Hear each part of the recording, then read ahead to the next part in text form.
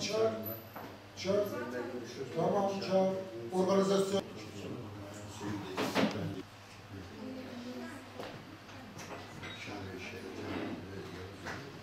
Sayın Cumhurbaşkanı'nın bundan birkaç gün önce üreticilere müjde verdiğini hep beraber biliyoruz. Üreticilere destek vereceğini, mazotun %50 bizden, %50 sizden olduğunu söylediğini biliyoruz. Bazı desteklerin üreticilerin kalkınmasında büyük destek sağlayacağını söylüyor. Biz tabii bundan bir kere memnuniyet duyuyoruz. Onu bir üreticiye verilen destekleri bizim eleştirmemiz mümkün değil. Bizim eleştirimiz sadece doğru desteklerin verilmesi. Yani mesela bugün mazotun %50'si bizden, %50'si sizden diyor. Bunun hesaba döktüğümüz zaman gerçeklikle alakası yok. Neden? Bugün çiftçi, üretici yılda 3 milyon litre mazot kullanıyor. Mazotun litresi şu anda yaklaşık 5,7 lira. Mazotun bir litresi. Peki ne kadar bunlar buna pay ayırıyorlar? Bütün tarıma ayırdıkları pay 14 milyar TL. Ama mazota baktığımızda bunun büyük bir oranını 11 milyar TL'sini üreticiden ÖTV KDV ile geri alıyor. Yani ben sana diyor 14 milyar vereceğim ama diyor sen bana 11,5 milyarını ben senden ÖTV ve KDV ile geri diyor. Şimdi bu neresinden bakıyorsun da %50 sizden %50 bizden oluyor. Bir de rakamlarında problem var. Türkiye'de az önce söyledim 3 milyar litre mazot kullanılıyor. Fakat bakanlığın ifadesi 1,5 milyar litre mazot kullanılıyor diyor. Üretici diyor o 3 milyar litre geriye kalan 1,5 milyar litre mazotu diyor kendi şahsına kullanıyor diyor. Yani bir köyden bir köye giderken diyor işte gelin gezdirirken diyor eşya taşırken diyor bunlarda kullanılıyor. Şimdi 1,5 milyar litre üzerinden hesap yapıyor. Şimdi öyle yapınca işte ona göre bir %50 sizden %50 bizden hesabı çıkartıyor. Sonra her üretici bu mazottan yararlanamıyor bildiğiniz gibi. Çiftçi kayıt sistemine dahil olması lazım. Bundan yararlanması için. Ve birçok kriterler koymuş. Ama her ne olursa olsun üreticiye bir mazot desteği son derece önemli. Kaç lira verilirse verilsin. Çünkü bugün üreticiler girdi maliyetleri altında inim inliyor.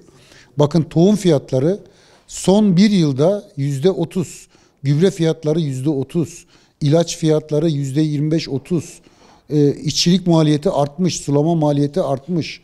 Dolayısıyla hem ilaçta, hem gübrede, hem tohumda, hem de mazotta girdi maliyetlerin düşmesi, üreticinin desteklenmesi, üretim açısından son derece önemli.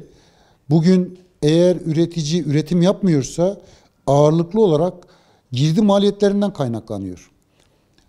Bugün örnek veriyorum, biz şimdi şu anda Antep'teyiz. Antep'te sulu bir tarım arazisinde buğday eken üreticisi yaklaşık 500-550 kilo buğday alıyor. Yukarısını da alıyor, aşağısında alan da var. Ortalamayı söylüyorum ben.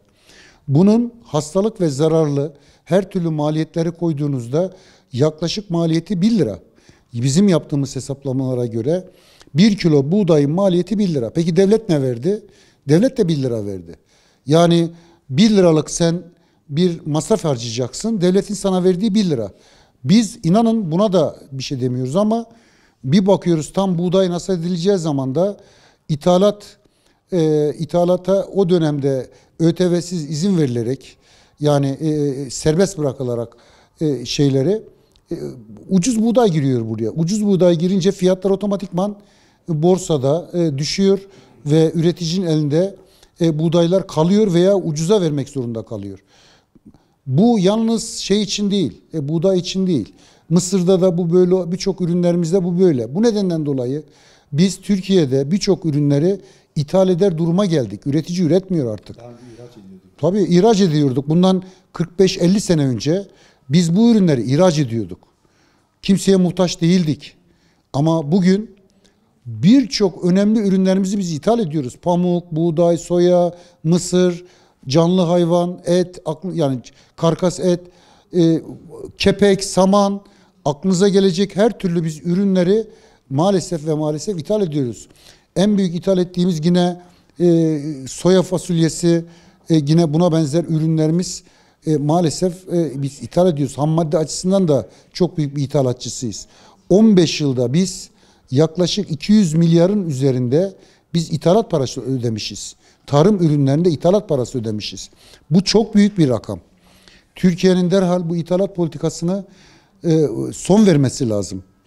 Son vermesi lazım ama bakıyoruz, her gün gazetelere bakıyoruz. Bir ithalat haberiyle karşı karşıya kalıyoruz. Gümrük vergilerini düşürüyorlar. Dışarıdan habire ithalat yapıyorlar. Hayvanda da öyle. Canlı hayvanda devamlı hayvan ithalatı yapılıyor. Sayın Cumhurbaşkanı'nın, Sayın Tarım Bakanı'nın açıkladığı gibi işte her üreticiye biz 300 koyun vereceğiz diyor. Yani 300 koyunluk bir kere her üreticiye, her isteyene 300 koyun verme gibi bir lüksünüz yok. O kadar koyunumuz yok. Şimdi ortaya çıkıyor ki 300 koyunun, yani bu koyunları dışarıdan ithal edeceğiz. Üretici bankadan borçlanacak. Evini, barkını ipotek edecek. Bu koyun verilecekse böyle verilecek. Yani ve ithal edilecek yani. Sonuçta bu hayvanlar ithal edilecek. Şart getiriyor. Şu kadar tapusu olması gerekiyor. Tabii yani dediğim gibi işte o tapu onları da getirecek. Ayrıca da mevcut olan bir mal varlığı varsa da bankayı ipotek edecek. Bugün zaten üreticinin büyük bir bölümü, %95'lerin üzerinde hepsinin bankaya borçları var.